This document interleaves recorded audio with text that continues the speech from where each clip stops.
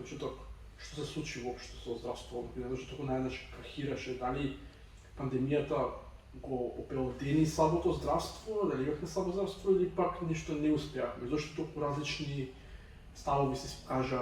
Значи, ние обично граѓани кажеме ние младите се многу побрзо се иако имавте критики код нас, има многу полесно се поврзавме со вашите ставови него со официјалните кои што беа малку на двојни стандарди, сега има мерки, сега нема мерки, во одреден период не важеа мерките, па пак се пуштаат. Што мислите дека се случува се ова, ако можете да ни направите кратка елаборација? Добро, благодарам на поканата и честитки за вашата, можем да кажем, хуманитарна дейност ќе биде од корист секако. Без разлика дали се почетоци, ви пожелувам да што повеќе публика имате. И уште подобри гости од мене во иднина. Значи, тоа треба да се разгледува, меѓутоа, кога ќе се измеша политиката и здравството, се случат лоши работи. Значи, прва работа, стратешка, додека во здравствениот систем менаџерите се поистоветува со најдобрите стручњаци или со лидерите. Значи, лидер и менаџер е различна работа. Кај нас, за жал, ако гледате, ако сте во јавно здравство, единствен човек што зборува е директорот. Може он да е 15 човек по структура, дошол по таа и таа линија, може добар и менаџер, меѓутоа вие дали сте чуле инфектолог, професор да каже некој збор по 15 месеци од пандемијата. Замислете, имате земја со професори, со некои со 40 години стаж и не се излезени ни на медиуми никаде. Не знаеме кој е нивниот став, што мислат тие. И така е во сите овако установи. За среќа има исклучоци кои што е пулмологија, кај што можеме да чуеме од професор Докич нешто. Многу малце, ама бар нешто.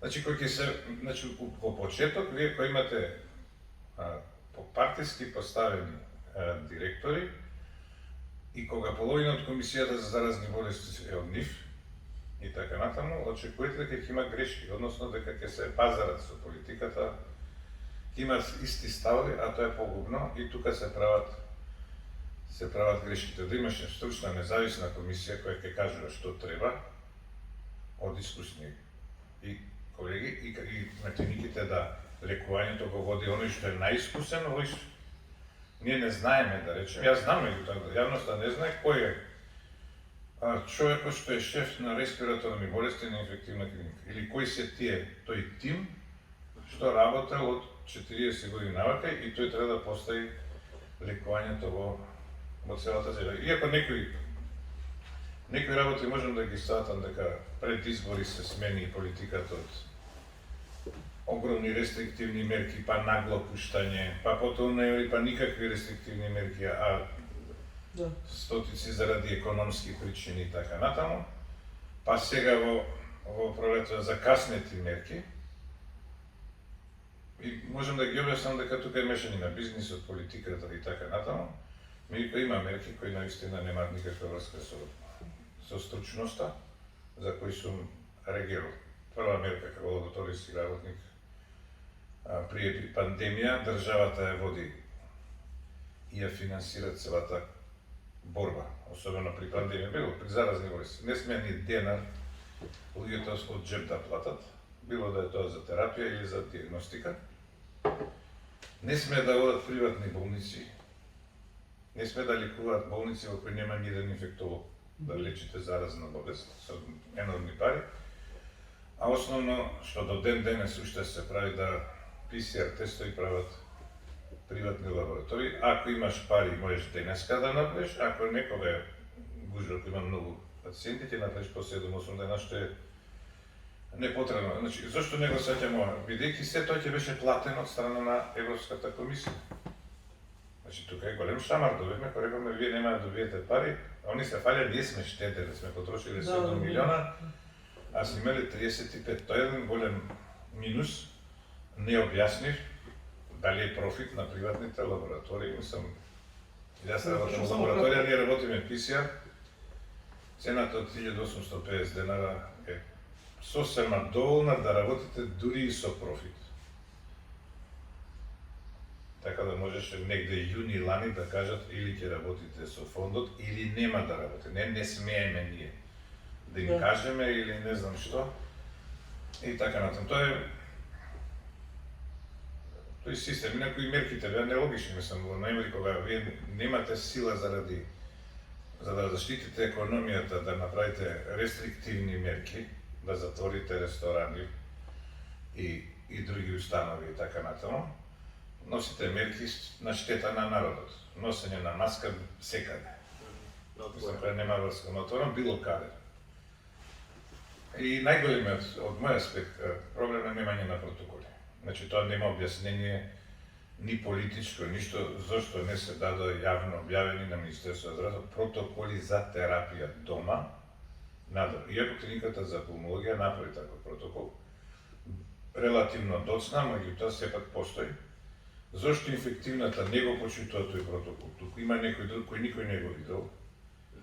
И една огромна шареноликост низ целата држава, а ова што се случи со полипрагмазијата кај здрави луѓе кои биле позитивни, давање на сите лекови што ќе испаднат на памет, од 10 до 15 видови на лекови, е страшна работа. Тоа има сам на здрав човек да дадете. А давање на токсични дози на сумамет, кои се забранети ги нема опасно, масовно, јас тоа го некако спречи со мојата акција преку социјалните мрежи и нереагирање на системот не ми е јасен. Некако е затворен системот. Има да некој лаичко објаснение, зашто би се дечало се тоа, зашто нема тони реакција, зашто се случува се тоа? Едноставно некоја суета, ако не си со нас, јас партиски сум близок до една помала партија што е коалиција, да речем, иако не сум ни активен, нити ме интересира, мене стругата ми е главна. Значи не сум ја некој што прави зигнадните некој што живо сум прави. Меѓутоа таа суета дека не смееш ништо да кажеш што не е во склад со нивните политики. Ма знаете како се работи се работи за здравје, за тоа е катастрофа. Меѓутоа, видите што се случува, колку колеги молчат. Молчат кога се гледа дека нешто е евидентно, не оди така. Сега, луѓето по 3 месеци, ако прележале, еве го, прележал, сега да каже, не знам, ако си прележал да речем у февруари. Сега беше март, да. Март, февруари. Сега во јуни, значи замисли во јуни, може има антитела, таму кај се наоѓа на институт за игру, може има 500 антитела, може имаш 1000. Ако каже дека некој од неговата фамилија дома дека е болен од ковид, него ќе му даде решение за изолација. Дали може тоа нормален мозок да го свати, дали имунолозите вика најмалку 9 месеци штити.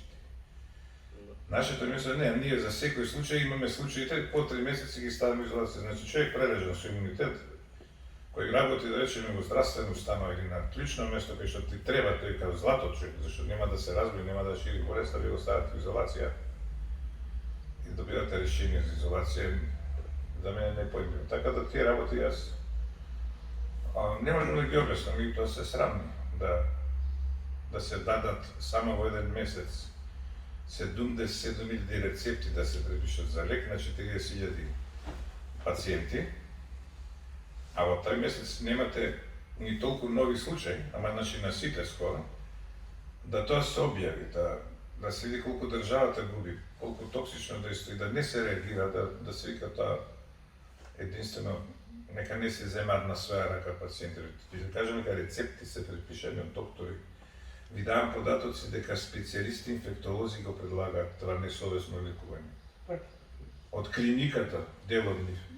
Нити клиниката реагира, никој. Значи има паника како сега е пандемија, сега нема да гледаме кустови, нема да правиме контроли, нека се тера така и тоа влијае на целиот исход. Ви имате, да кажам, отруени пациенти, младите ќе ги издржат тие лекови, меѓутоа некои постари веројатно овој се ќе да така да тие работи јас не можам, јас сум шокиран, не можам да ги објаснам.